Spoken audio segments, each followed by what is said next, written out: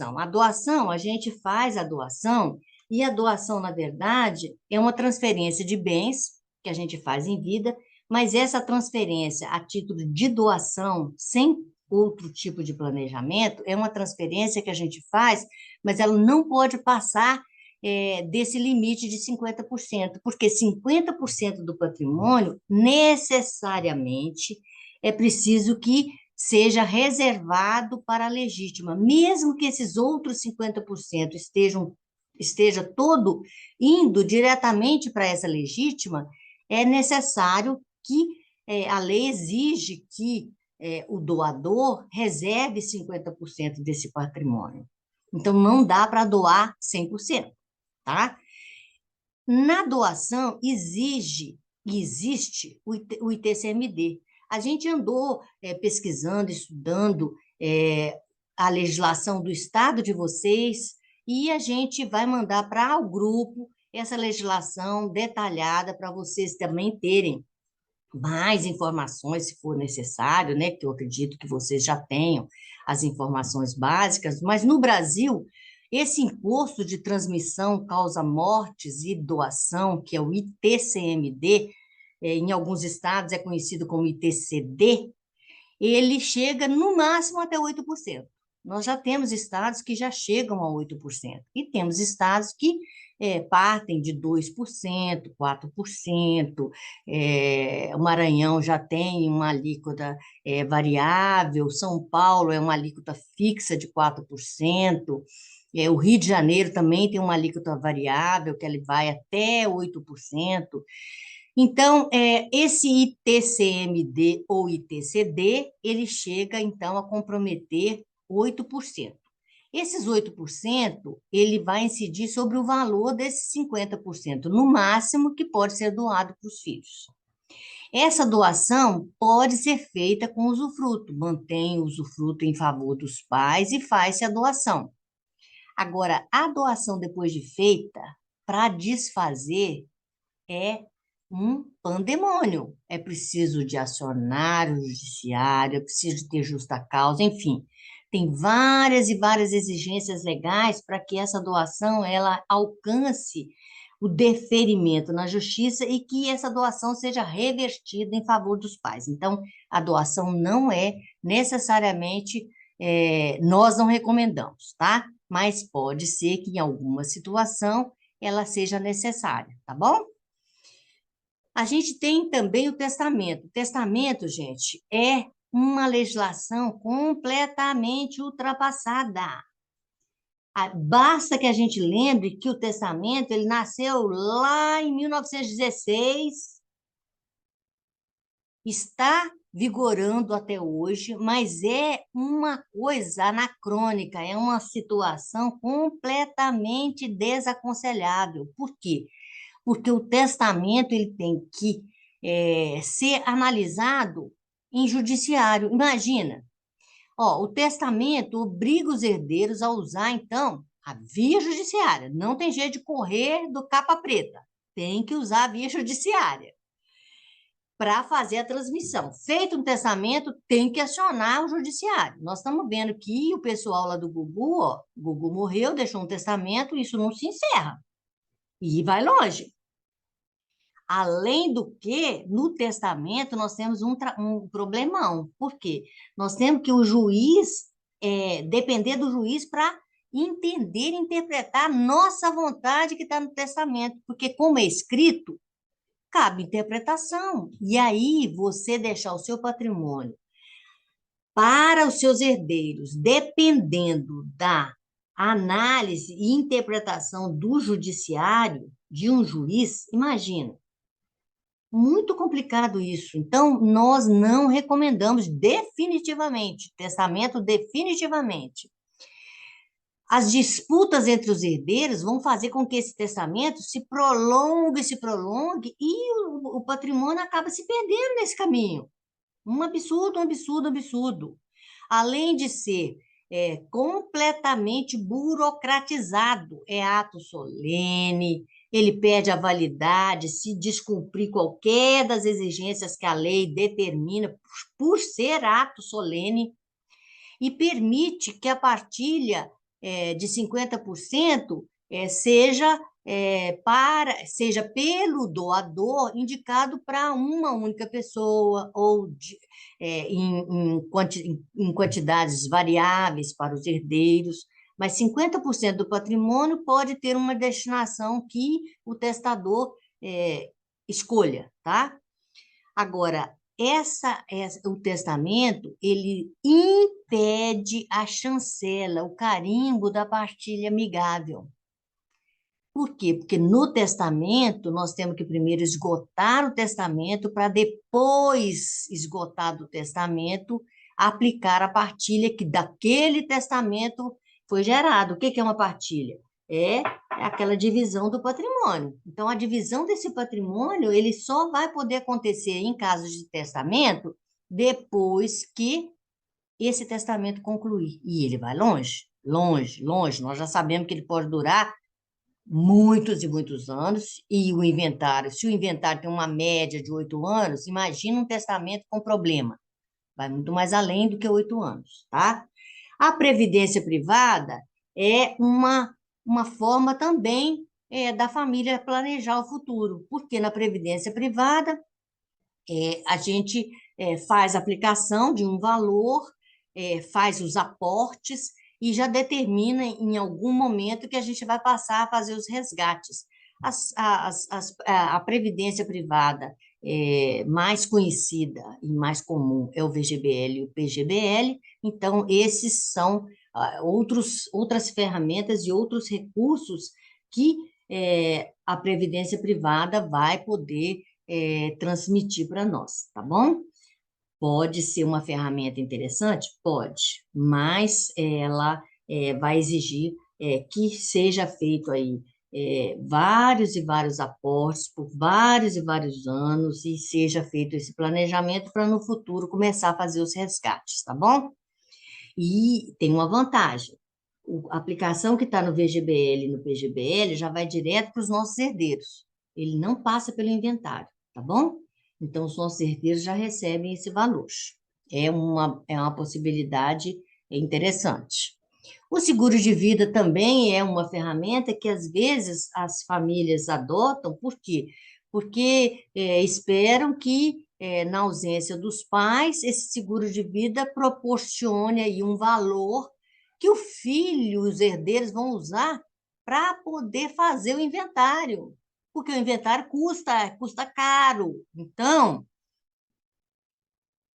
vai precisar de dinheiro. E não adianta o pai pensar assim, olha, eu vou deixar uma grana para o meu filho não vai passar pelo problema, por esse problema, porque eu vou deixar uma grana para ele.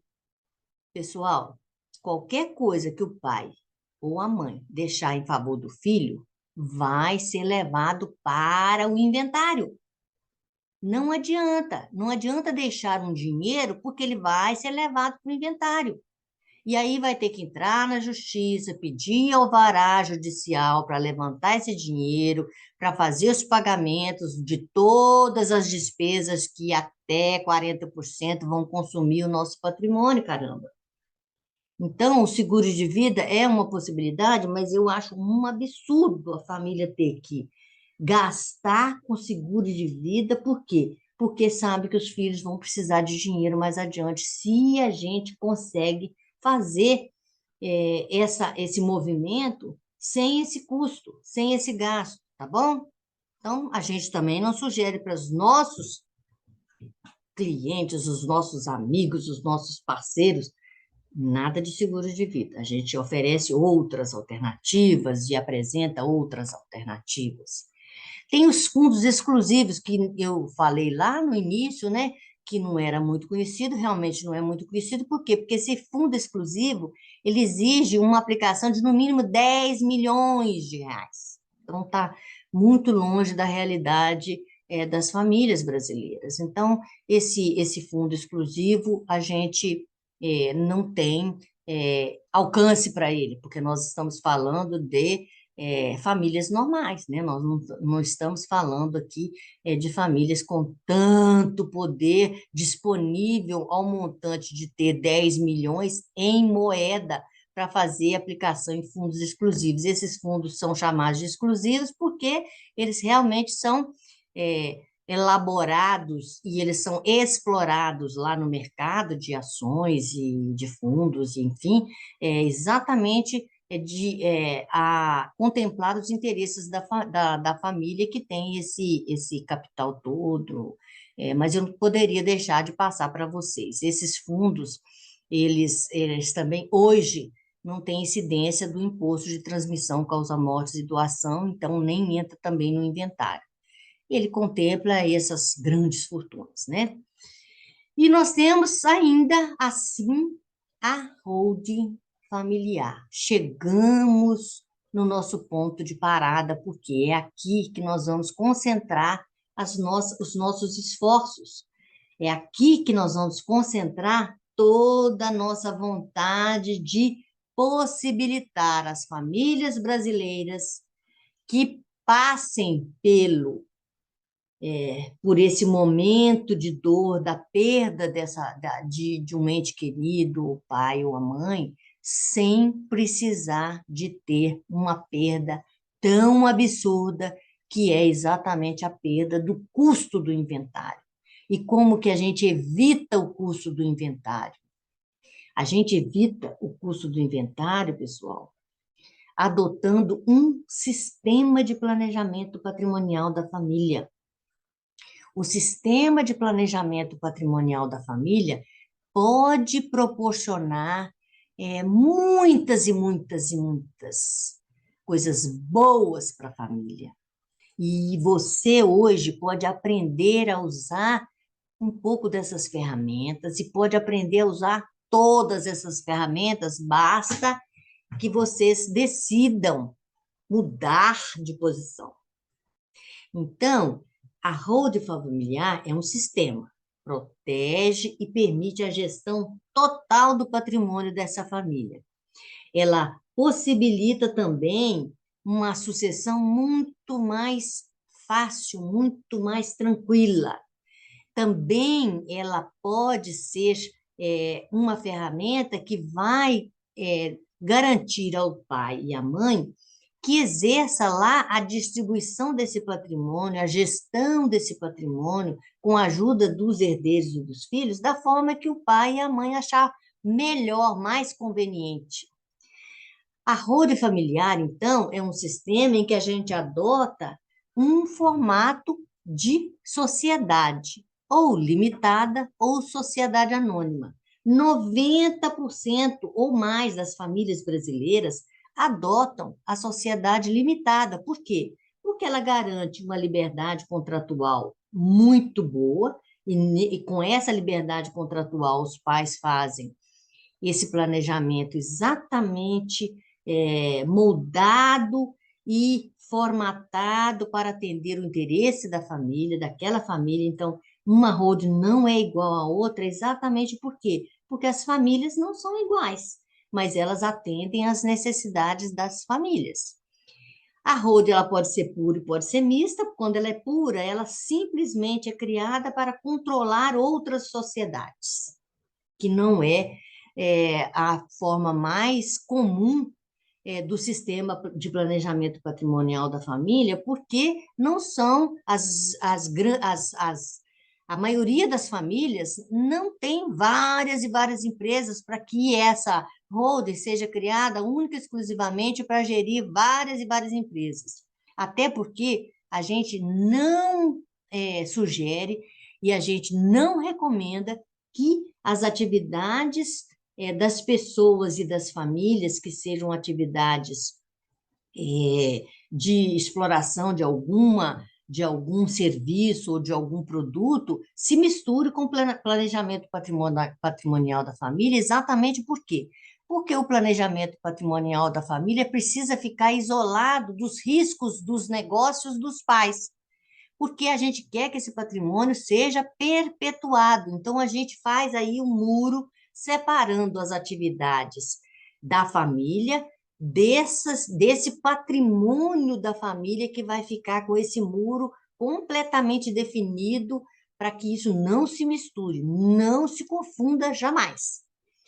Então, a holding, quando ela é pura, ela só vai controlar patrimônios, não é o exemplo e nem é o que nós recomendamos aqui hoje para você que está nos acompanhando, porque nós estamos tratando com famílias e com vocês que têm famílias e que, na verdade, são famílias que têm classe média. Nós não estamos falando aqui de famílias bilionárias e milionárias, nós estamos falando de família comum. A família comum tem patrimônio.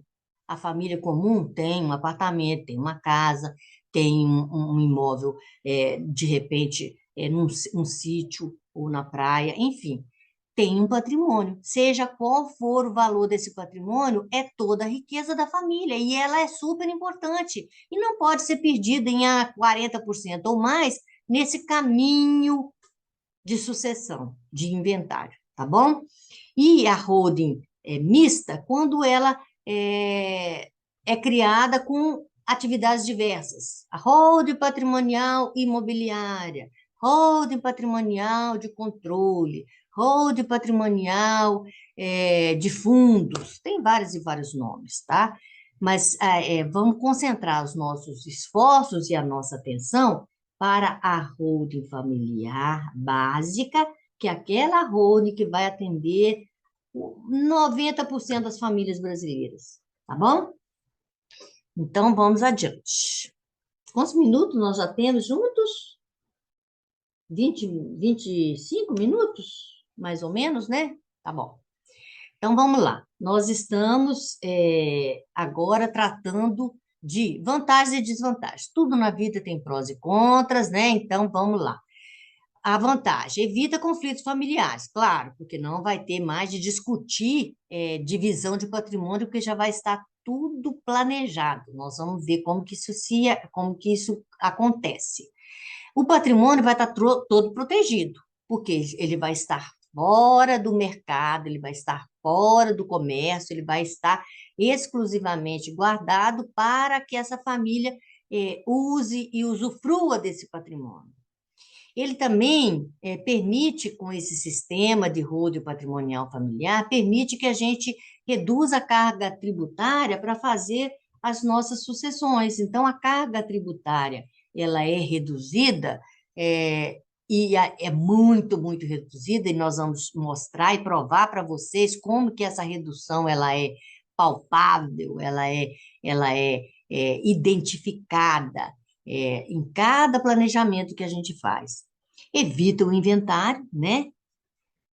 E promove o planejamento sucessório. E o que tem de desvantagem? Não tem aqui, né? Nenhuma desvantagem, mas eu já posso dizer para vocês, porque a única desvantagem que eu, como profissional que atuo nessa área, que atuo com o planejamento e ajudando as famílias brasileiras, eu posso garantir para vocês que, no meu entendimento, a única desvantagem que eu posso dizer para vocês que a holding acaba promovendo é a exigência de ter um contador.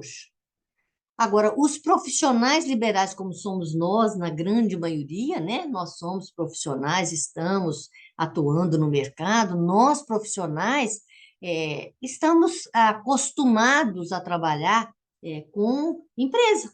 Nós estamos acostumados a trabalhar com esse tipo de ferramenta, que é explorar uma atividade usando a empresa. E a holding patrimonial familiar, ela vai ser revestida desse formato societário. 90% das vezes ela vai ser revestida pelo formato de uma sociedade limitada.